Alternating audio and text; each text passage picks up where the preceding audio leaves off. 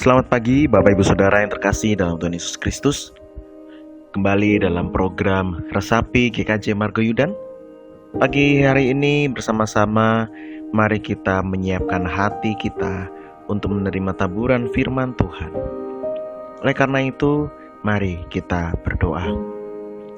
Bapa dalam surga, Allah yang kami sembah, yang maha mulia, dalam nama Tuhan Yesus Kristus, di pagi hari ini kami bersyukur Tuhan memberikan kami kekuatan, kesehatan, dan juga umur panjang untuk kami dimampukan menjalani segala aktivitas dan juga segala sesuatu yang telah Tuhan percayakan kepada kami.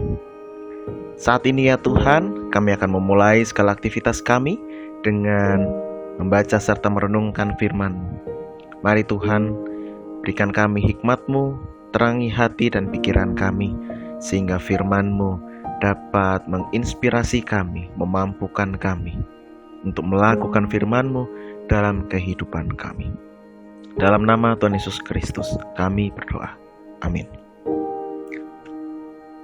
Bapak Ibu Saudara yang terkasih di dalam Tuhan Yesus Kristus, pada saat ini, di pagi hari ini, bersama-sama mari kita membaca serta merenungkan firman Tuhan yang diambil dari kitab Bilangan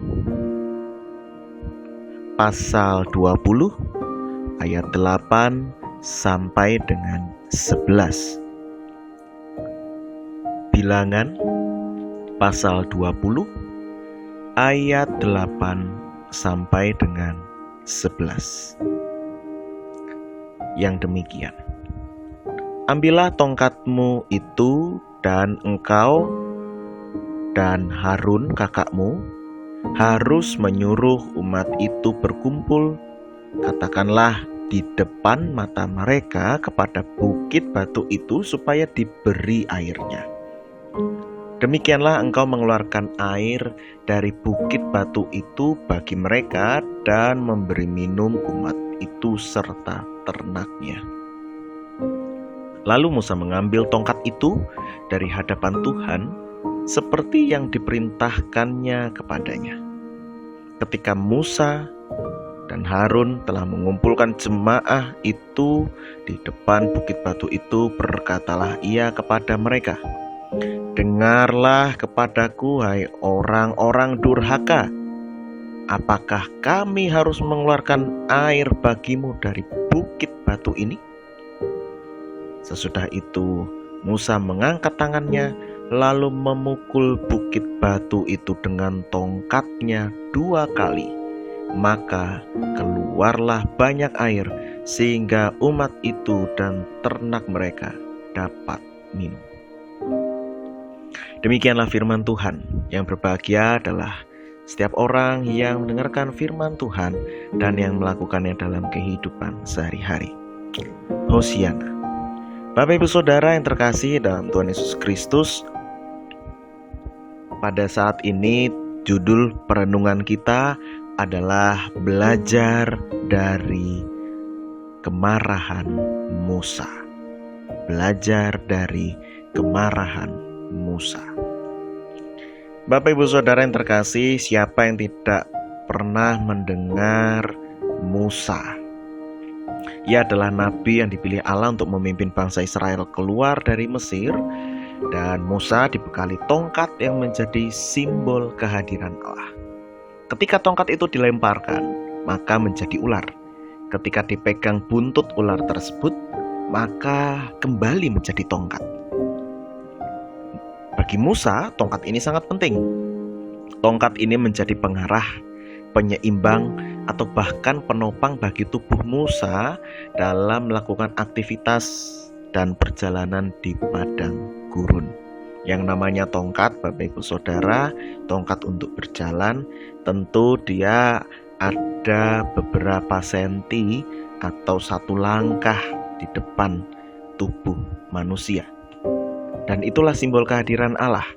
Allah yang senantiasa memimpin di depan, Allah yang menunjukkan jalan, bagi manusia.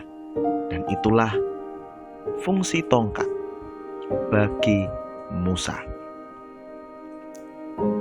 Ketika bangsa Israel sedang di padang gurun dan mereka sedang mengalami kehausan, mereka mulai mengeluhkan keadaan mereka dan mereka menyesal.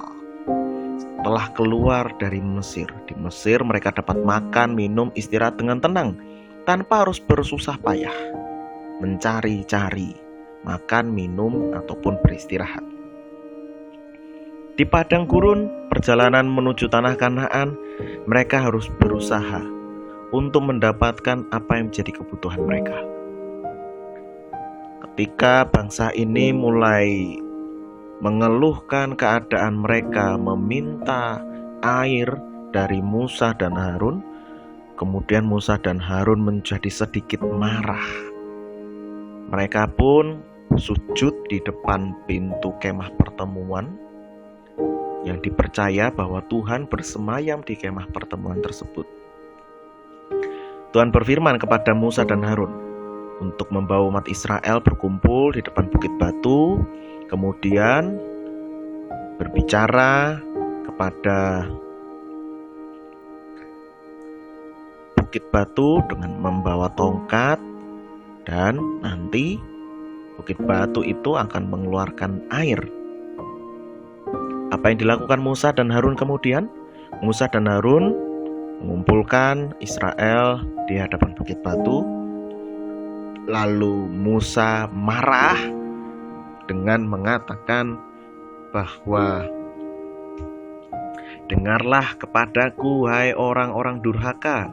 Apakah kami harus mengeluarkan air bagimu dari bukit batu ini?" Jadi dengan kemarahan Musa kemudian berbicara kepada bukit batu dan juga kepada bangsa Israel. Lalu Musa memukul bukit batu itu 2 kali dengan tongkat miliknya. Benar, air keluar dari bukit batu itu, bangsa Israel dan ternaknya dapat minum. Namun tidak selesai sampai di situ.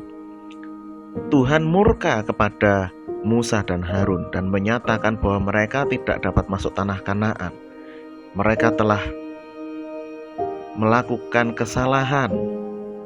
Mengapa demikian? Apa yang salah dari Musa dan Harun? Kesalahan mereka terletak pada mereka tidak melakukan firman Tuhan sebagaimana mestinya. Tuhan berfirman supaya tongkat diangkat, namun Musa memukul bukit batu itu dengan tongkat. Padahal tongkat adalah simbol kehadiran Allah bagi Musa. Jadi dengan kata lain, Musa memakai Allah untuk memukul bukit batu.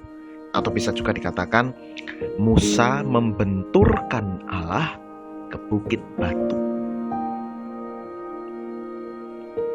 Memang itu sebuah tongkat, tapi tongkat itu memiliki peran penting bagi Musa. Musa mengimani tongkat tersebut, dan tongkat adalah simbol kehadiran Allah bagi Musa. Dari sini kita dapat belajar tentang kemarahan Musa, dan kita bisa mengambil pembelajaran darinya.